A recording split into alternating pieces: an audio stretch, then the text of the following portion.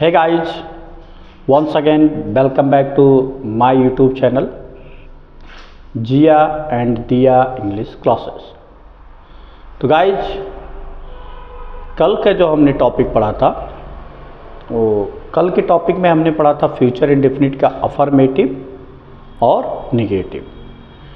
Passive voice में जो हमारा टॉपिक चल रहा है वो चल रहा है इस समय फ्यूचर इंडेफिनिट।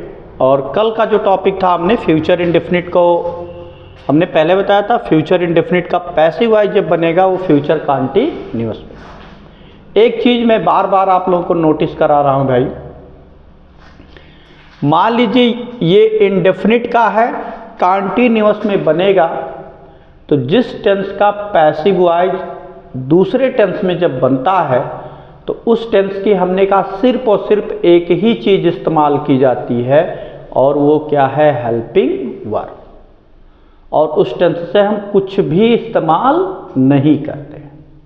ठीक, कल भी शायद हमने बताया और हर टेंस में इस बात को बताया जा रहा है। अगर नहीं बताया गया है तो इस बात की गांठ बांध लीजिए, जब भी कोई सर जी बताए कि भैया इस टेंस का पैसिव वॉइस इस टेंस में बनेगा, हाँ बनेगा, बनता भी है, लेकिन उस टेंस की सिर्फ और सिर्फ एक ही चीज़ हम प्रयोग करते हैं, वो क्या है, हेल्पिंग वर्ब। और हर चीज़ें तो हर टेंस में कॉमन है कि भाई ऑब्जेक्ट को सब्जेक्ट में बना देना, सब्जेक्ट को ऑब्जेक्ट, इन दोनों का जगह हमेशा रिप्लेस होगा।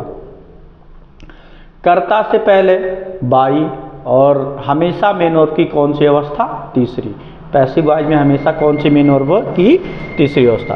तो ये था हमारा जो पैसिव वॉइस में चल रहा है और हमने कल ही शायद बताया था या नहीं भी बताया तो जान लीजिए भाई मेरे, यही था आपका कि अगर फ्यूचर इंडेफिनिट है क्या एक्टिव वॉइस में, एक्टिव वॉइस में आपका फ्यूचर इंडेफिनिट है तो इसका जब पैसिव वॉइस बनेगा तो ये कौन सा टेंस हो जाएगा, फ्यूचर कंटीन्यूअस। ठीक है, फ्यूचर इंडेफिनिट बन जाएगा फ्यूचर कंटीन्यूअस में, यही बताया गया। चलिए आगे आ जाते हैं। आज हम बात करेंगे इंट्रोगेटिव सेंटेंस। किसकी बात करने वाले हैं, इंट्रोगेटिव सेंटेंस। तो इंट्रोगेटिव सेंटेंस में क्या क्या नियम्स है, अनुवाद करने के नियम। इसमें सबसे पहले क्या कह रहा, अनुवाद करने का नियम। ठीक, फिर इसमें हम क्या लिखा गया कि सबसे पहले हम शैल या विल लिखते हैं। अगर एक्टिव वॉइस में आपका वाक्य इंट्रोगेटिव है, शैल या विल से शुरू है तो हम भी सबसे पहले शैल या विल लिखेंगे। ठीक उसके बाद ऑब्जेक्ट लिखकर बी लिखते हैं। भैया पहले चाहे शैल लिखो चाहे विल, और उसके बाद हम फिर क्या लिख लेंगे, ऑब्जेक्ट। और बाद में मुख्य क्रिया की तीसरी अवस्था लिखकर बाई लिखते हैं। अब जब भैया मेन वर्ब हो गया तो हमको क्या लिख देना है, बाई। और उसके बाद सब्जेक्ट लिखते हैं, मतलब उसके बाद हम कर्ता लिखते हैं। ठीक, अब इसको भी जान लेते हैं। यदि वाक्य प्रश्नवाचक होने के साथ साथ, ध्यान दीजिएगा इस पे, बहुत अच्छी बातें लिखी हैं, थोड़ा सा ध्यान देंगे आप। ये पॉइंट 2 है। पॉइंट 2 में क्या कह रहा है, यदि वाक्य प्रश्नवाचक होने के साथ साथ नकारात्मक भी हो, क्या हो, नकारात्मक भी हो, तो ऑब्जेक्ट के तुरंत बाद, क्या कह रहा है, ऑब्जेक्ट के तुरंत बाद नॉट लिखते हैं। क्या कह रहा है, ऑब्जेक्ट के तुरंत बाद नॉट लिखते हैं और उसके बाद हम बी लिखते हैं। या अगर नॉट की बात आ जाए तो ऑब्जेक्ट और बी इन दोनों के बीच में हम पहले नॉट लिख लेंगे तब बी लिखेंगे। ध्यान रहे, जब भी नॉट का प्रयोग बात करने इंट्रोगेटिव में होगा किसी भी टेंस में तो ऑब्जेक्ट के बाद ही नॉट लगेगा। किसी भी टेंस की मैं बात कर लूं, अगर वो इंट्रोगेटिव है, प्रश्नवाचक है और उसमें नकारात्मक की व्यवस्था बनी है या नकारात्मक है तो ऑब्जेक्ट के बाद क्या लगेगा, नॉट। समझ में आया? चलिए और आगे ये तो हो गया इंट्रोगेटिव। अभी कुछ और लिखा है भाई। अब लिखा क्या है ये भी जान लेते हैं। ये हमारा लिखा हुआ है, इसमें तीसरा पॉइंट जो है कह रहा है यदि वाक्य किसी प्रश्नवाचक शब्द से शुरू हो। क्या कह रहा है? यदि वाक्य किसी प्रश्नवाचक शब्द से शुरू हो तो उसे हम नहीं बदलते। मतलब कोनो इंट्रोगेटिव वर्ड से शुरू होता बा तो हम बदलब नहीं, ठीक है। कह रहा लेकिन वाक्य हु से शुरू हो या यदि वाक्य हु से शुरू हो तो उसे हम बाय हुम में बदल देते हैं या एक ही, कई बार बताया गया कि भैया एक ही आपका हेल्प इंट्रोगेटिव वर्ड है जो बदला जाता है और वो क्या है? हु। और हु को हम बदल देंगे बाय हुम में, ठीक। तो चलिए हम इसका स्ट्रक्चर बनाते हैं इंट्रोगेटिव का। ऊपर जो लिखा था सबसे पहले क्या लिखेंगे? ऑब्जेक्ट। क्या लिख देंगे? ऑब्जेक्ट। यही तो कहा था। ऑब्जेक्ट के तुरंत बाद फिर क्या लिखेंगे? हेल्प, सॉरी है ऑब्जेक्ट नहीं लिखा जाएगा सबसे पहले, सॉरी सबसे पहले कहा गया था चाहे शैल लिखेंगे या विल, यही कहा गया था। सबसे पहले चाहे शैल लिखेंगे चाहे विल। अब उसके तुरंत बाद अब की बार लिखेंगे ऑब्जेक्ट। अब यहाँ अगर नकारात्मक है तब नॉट लिखवो और ना ही तो क्या लिख दोगे? बी। हम दोनों स्ट्रक्चर एक साथ लिख दे रहे हैं। नॉट के बाद बी और बी के तुरंत बाद हो जाएगा आपका मेन वर्ब की तीसरी अवस्था, फिर यहाँ होगा बाई और बाई के बाद फिर हो जाएगा सब्जेक्ट। ठीक आ रहा समझ में? स्ट्रक्चर जैसा वहाँ लिखा वैसा हमने बना दिया, ठीक। अब चलिए थोड़ा सा एक्सरसाइज भी देख लेते हैं इस पे। और एक्सरसाइज हमारा क्या कहता है? हमारा पहला वाक्य है जैसे विल यू, अभी नॉट वाला नहीं चलता है। Will you play A game. हमने वाक्य लिखा कि will you play A game, तो इसको हमको बनाना क्या है? Passive voice. क्या करना भाई मेरे? Passive voice. तो विल है तो हमको यहीं से चलना है ना। विल है तो हमको विल या शैल ही लिखना है। तो हमको क्या पता करना पड़ेगा? ऑब्जेक्ट। ऑब्जेक्ट हमारा क्या हुआ? ए गेम। तो ए गेम से हमको मतलब नहीं है। हमने कहा फ्यूचर में आपको मतलब है आई और वी से। केवल आई और वी के साथ हम किसका प्रयोग करेंगे? शैल का। और अन्य कर्ता के साथ किसका प्रयोग करेंगे? विल का। तो यहां सबसे पहले क्या हो जाएगा? विल। क्यों होगा? क्योंकि ये ना आई है ना वी है, तो यहां हो जाएगा विल। ऑब्जेक्ट हमको मिल गया आपका ए गेम। उसके बाद नॉट, तो भाई इसमें नॉट नहीं है तो नहीं लिखना है, फिर क्या लिख देना है? बी। अब कोई कहे कि बी कहाँ से आ गया? अरे भैया फ्यूचर इंडेफिनिट के फ्यूचर कंटिन्यूअस में बन रहा है ना, तो फ्यूचर कंटिन्यूअस के साथ क्या हो? विल बी और शैल, इसीलिए वहाँ आ रहा है, ठीक। डी। बी के बाद मेन वर्ब आपका प्ले, और प्ले की तीसरी अवस्था क्या हो जाएगी? प्लेड।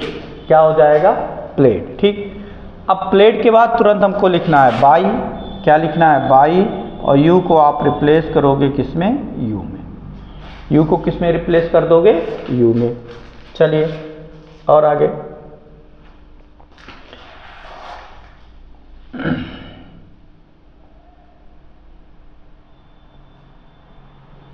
ठीक इसी ही तरह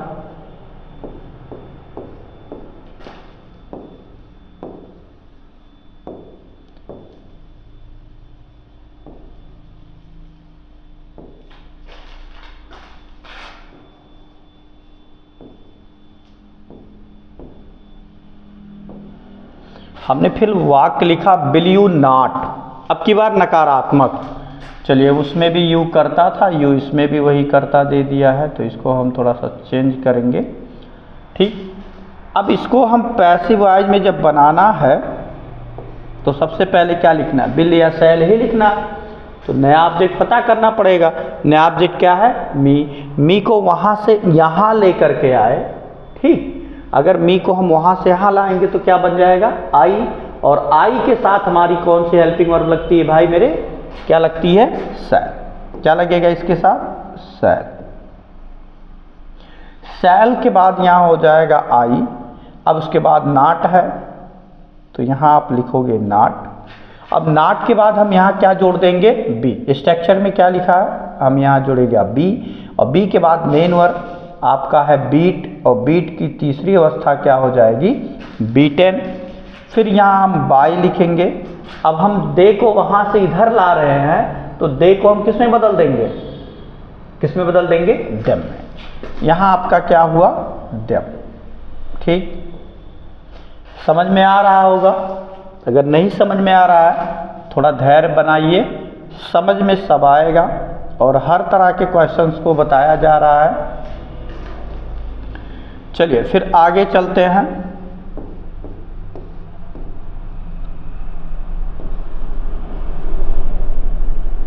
cell,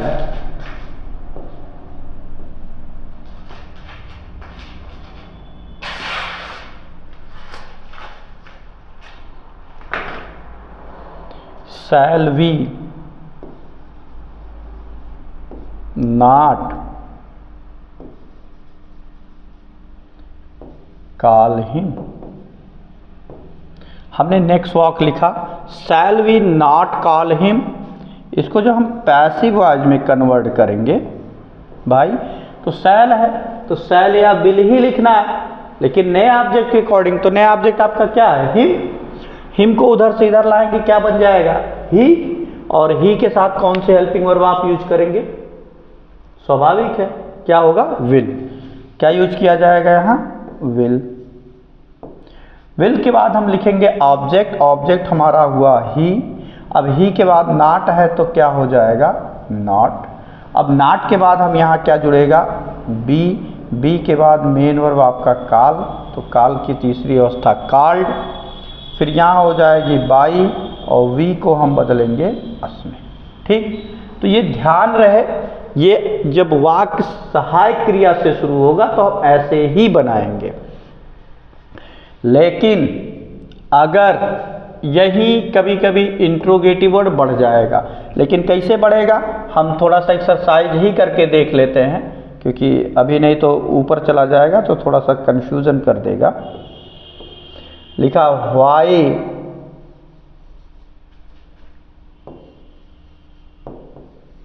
will your sister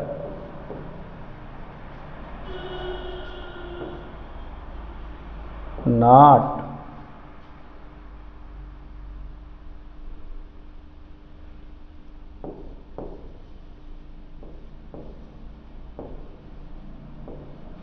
teach us। लिखा why will your sister not teach us, यही हमको बनाना है। अब एक चीज हमारे समय, अब की बार हम पिछले जो एक्सरसाइज किए उसमें से इसमें कुछ चेंजिंग हुआ। ठीक, चेंजिंग क्या हुआ, हम यहां से शुरू करते थे, लेकिन उससे पहले कोई इंट्रोगेटिव वर्ड आ गया, यही ना, उससे पहले कोई इंट्रोगेटिव वर्ड आ गया। तो हमने क्या कहा था कि जब भी कोई इंट्रोगेटिव वर्ड आएगा हम उसको ज्यों का त्यों लिख देंगे, वैसे ही लिख देंगे, लेकिन केवल एक ही वर्ड को। और एक वर्ड आपका क्या था, हु। तो हु है नहीं, तो इसको हमको क्या लिखना, ज्यों का त्यों। अगर इंट्रोगेटिव वर्ड से शुरू हो रहा है तो इसको जब स्ट्रक्चर में बनाएंगे तो यहाँ सबसे पहले क्या लिख देंगे, इंट्रोगेटिव वर्ड। ठीक, उस स्ट्रक्चर में आपका ऐड हो जाएगा, या ऐसे जैसे देख लेते हैं, यहीं पे हम देख लेते हैं। अब स्ट्रक्चर में तो हमने ऐड किया, अभी वाई है तो बदलना है, केवल हु बदला जाएगा। तो वाई है तो वाई को हम सीधे लिखेंगे वाई। ठीक, वाई हो गया। अब फिर हम पहले जैसा ही काम करेंगे, तो ऑब्जेक्ट आपका क्या है, अस। अस को वहां से इधर ले आओ। अब जब अस को उधर से इधर लाओगे तो क्या बन जाएगा, वी। और वी के साथ हम कौन से हेल्पिंग वर्ब यूज करेंगे? शैल। कौन सा यूज किया जाएगा? शैल। अब यहाँ ऑब्जेक्ट के रूप में आपका क्या हो गया? वी। अब इसके बाद नॉट है तो हो जाएगा नॉट। नॉट के बाद मेन वर्ब हमारा क्या है? टीच, और टीच का थर्ड फॉर्म क्या होता है? टॉट। अब टॉट के बाद फिर तुरंत लिखेंगे यहाँ बाई। अब आपका योर सिस्टर है तो योर को तो भाई किसी में बदलने के लिए कहा नहीं गया, तो भैया जिसको नहीं कहा गया है बदलने के लिए उसको हम अपने मन से बदलेंगे नहीं, वैसे को वैसे रहेगा। ठीक, समझ में आ रहा होगा। चलिए फिर और आगे चलते हैं। अब और आगे, अब इसी इंट्रोगेटिव वर्ड पे ही डिपेंड जो हो उसको हम कैसे सॉल्व करेंगे। चलिए फिर जैसे मान लेते हैं when will Ram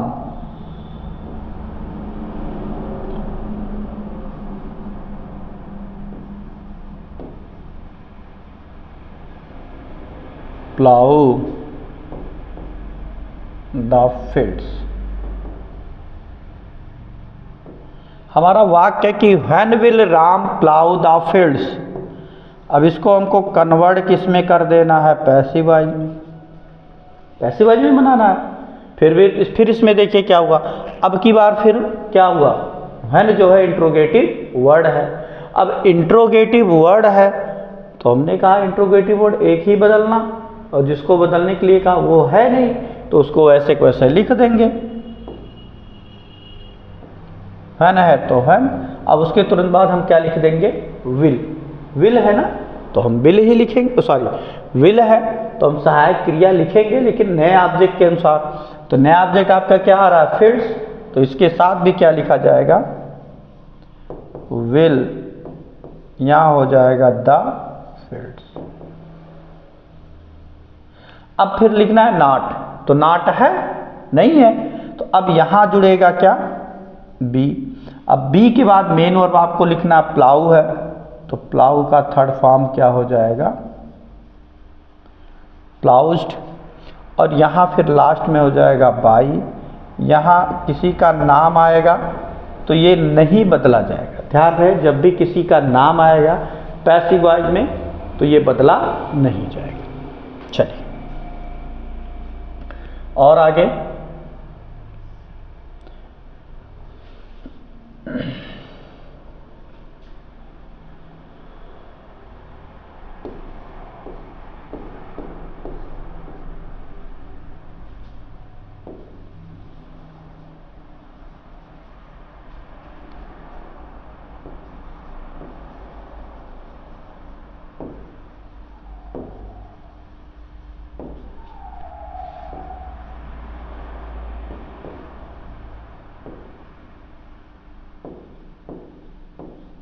लिखा where shall we not fly the kite।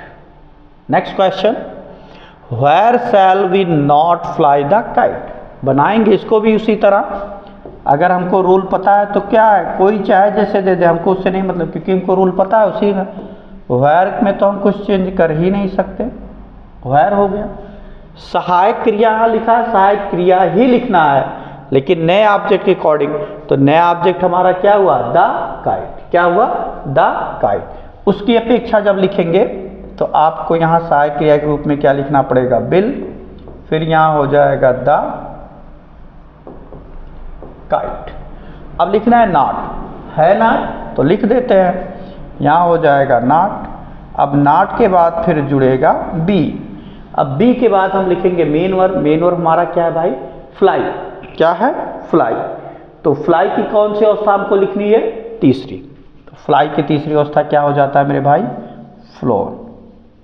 फिर यहाँ हम लिखेंगे बाई। कर्ता की बार क्या है? वी। वी को वहां से यहां लाए तो क्या हुआ? अस। ठीक, चलिए अब इसमें हम पढ़ेंगे यूज ऑफ हु। ठीक है, क्या पढ़ने वाले हैं इसमें? अब यूज ऑफ हु पढ़ने वाले हैं। अब इसमें जब यूज ऑफ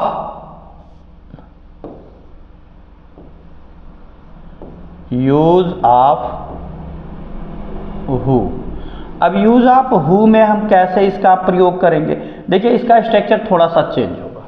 अब चेंज क्या होगा हम जान लेते हैं। चेंज हमारा क्या होगा इसमें? देखिए सबसे पहले हमने क्या कहा, ऐसे वाक्य जो हु वाले आते हैं वो हु से ही शुरू होते हैं। जब इंट्रोगेटिव यूज ऑफ हु होता है तो ये इंट्रोगेटिव वर्ड है, तो हु का हु से ही शुरू होगा। तो इसको हम जब पैसिव वॉइस में कन्वर्ट करेंगे तो सबसे पहले हम लिखेंगे बाई हुम।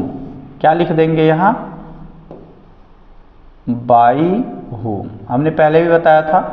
अब बाई हुम के बाद फिर पहले जैसा ही प्रोसेस हम अपनाएंगे, चाहे शैल लिखेंगे या विल लिखेंगे। क्या लिखेंगे? चाहे शैल लिखेंगे या विल लिखेंगे। फिर यहाँ आप क्या लिखोगे भाई मेरे? ऑब्जेक्ट। ऑब्जेक्ट के बाद फिर नॉट लिखोगे और नॉट के बाद फिर लिखोगे बी, और बी के तुरंत बाद फिर लिखोगे मेन वर्ब की तीसरी अवस्था। क्या लिखोगे?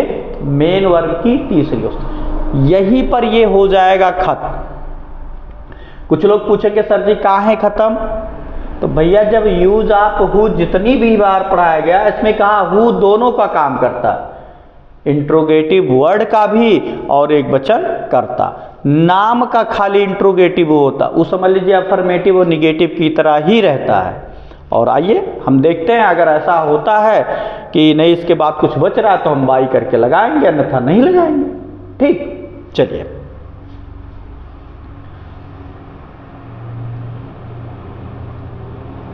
पहला क्वेश्चन इसका पैसिव एक्टिव वॉइस का, जैसे लिखा who will not help me. ठीक, क्या यही तो फिर नहीं दे दिए उसमें मी वाले में? हेल्प हेल्प नहीं दिए। चलिए चलिए अगर होगा तो कोई बात नहीं भाई मेरे, हो जाता है क्योंकि रट्टा तुम्हारे नहीं है।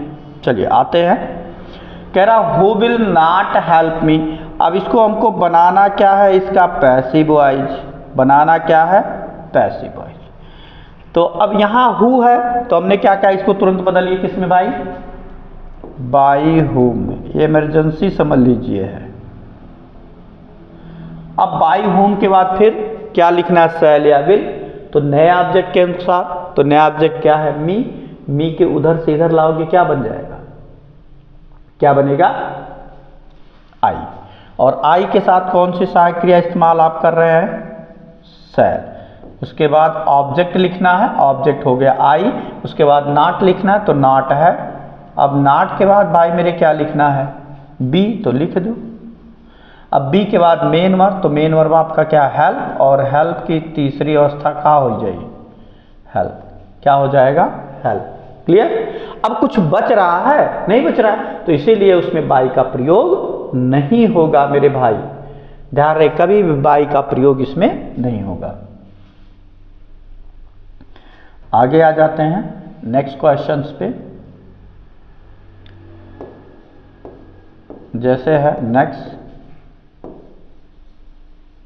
हु विल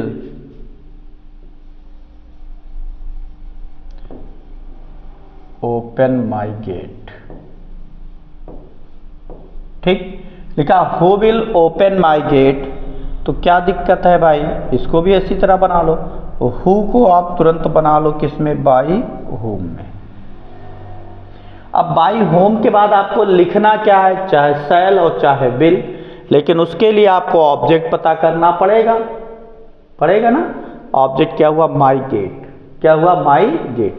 तो माई गेट के साथ भी आपकी कौन सी हेल्पिंग वर्ब लगेगी? विल। फिर आपका हो गया ऑब्जेक्ट माई गेट। क्या हो गया? माई गेट। अब उसके बाद ढूंढना नॉट, तो नॉट है। अब की बार नॉट नहीं है तो केवल और केवल क्या लिखा जाएगा? इसके बाद बी। और बी के बाद मेन वर्ब ओपन, और ओपन की हम कौन सी अवस्था लिख देंगे भाई? तीसरी। यहाँ क्या हो जाएगा?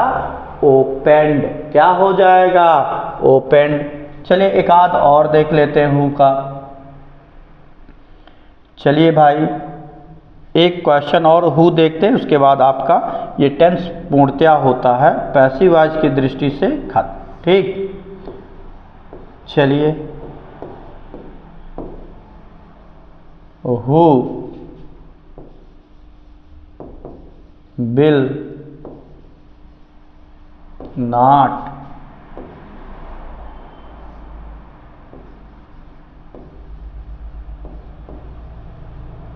pluck the flower। लिखा who will not pluck the flower। अब इसको हमको बदलना है फिर किसमें, पैसिव वॉइस में। किसमें बदल देना है, पैसिव वॉइस में। अब पैसिव वॉइस में बदलेंगे तो भाई मेरे पहले भी वही रूल्स बताया, हु को आप यहीं डायरेक्ट बदलोगे किसमें, बाई हुम में। किसमें बदल दोगे, बाई होम में। अब बाई होम के बाद तुरंत हमको लिखना बिल या सैड, तो नया ऑब्जेक्ट आपका क्या बन रहा है, द फ्लावर, और द फ्लावर के साथ क्या लगेगा, विल द फ्लावर। अब नाट है तो नाट, अब नाट के बाद फिर क्या जुड़ जाएगा, बी। बी के बाद मेन और प्लक है, और प्लक की तीसरी अवस्था क्या हो जाएगी, प्लक्ड। क्या हो जाएगी, प्लक्ड। तो इस तरह से अगर देखा जाए, बाय होम, विल है तो विल, ऑब्जेक्ट हुआ द फ्लावर, नाट है तो नाट, नाट के बाद जुड़ा बी, बी के बाद हो गया प्लक। तो इस तरह से अगर हम देखें तो आपका यूज ऑफ हु भी हो गया खत्म। और जैसे ही आपका यूज ऑफ हु होता है खत्म, उसी तरह से अगर देखा जाए तो ये भी आपका टेंस फ्यूचर इंडेफिनिट पूर्णतया हो गया आपका खत्म। अगर हम पैसिव वॉइस की दृष्टि से देखें तो आपका जो ये टेंस था पैसिव वॉइस फ्यूचर इंडेफिनिट का, वो होता है पूर्णतया कंप्लीट। तो गाइज कैसा लगा मेरा वीडियो, ये जरूर कमेंट बॉक्स में बताएं, क्योंकि जब आप कमेंट करते हैं और बताते हैं उसमें तो थोड़ा सा अच्छा लगता है। जब आप मुझे समर्थन देते हैं बहुत अच्छा लगता है, और मैं हमेशा कुछ ना कुछ बेहतर करने की कोशिश करता हूं कि जिससे आपको समझ में आए। तरीका अलग अलग अपनाते हैं, अपनाने का तरीका अलग अलग है। अब इसमें अगर देखा जाए तो बहुत है, अभी इसकी हिंदी के भी पैसिव वॉइस होते हैं, कैसे उसका क्या किया जाता है वो भी बताया जाएगा। लेकिन ठीक है, चलिए यहाँ तक आज हम पहुँचे, और आप लोगों का जो समर्थन मिल रहा है उसके लिए आप लोगों का बहुत बहुत धन्यवाद। और ऐसे ही अपना समर्थन बनाए रहें। और एक बार मैं फिर कहना चाहूँगा कि जो लोग हमारे YouTube चैनल पे भी नए हैं वो ज़रूर चैनल को अच्छी तरह सब्सक्राइब कर लें, ताकि उन तक हर वीडियो पहुँचे और उस वीडियो का वो लाभ पाएँ। तो इन्हीं के साथ ये टेंस आज इसी मतलब ये आपका फ्यूचर इंडेफिनिट टेंस हो जाता है पूर्णतया खत्म। इसमें कोई त्रुटि होगी तो आप कमेंट बॉक्स में ज़रूर कमेंट करके पूछिएगा, या कुछ भी समझ में नहीं आया तो भी पूछिए, या मान लीजिए कभी कभी होता है कुछ कहते कुछ और, कभी कभी लिख दिया जाता है कुछ और, तो उसको देखिए आप बड़े बच्चे होंगे, उसको थोड़ा सा सही कर भी सकते हैं। और जो रूल्स है आप उसी को फॉलो करेंगे, जिसने रूल बताया गया वही फॉलो किया जाएगा। ठीक है, तो इसी के साथ ये क्लास होता है यहीं पे खत्म। नेक्स्ट वीडियो में हम नेक्स्ट टेंस को पढ़ेंगे। अब एक ही टेंस आपका बचा है, वो फ्यूचर परफेक्ट। ठीक, फ्यूचर कंटीन्यूअस का तो बनता नहीं है, तो अगले टेंस में हम उसी मतलब अगले वीडियो में हम उसी टेंस को पढ़ेंगे। तब तक के लिए सभी लोगों को जय हिंद और जय भारत।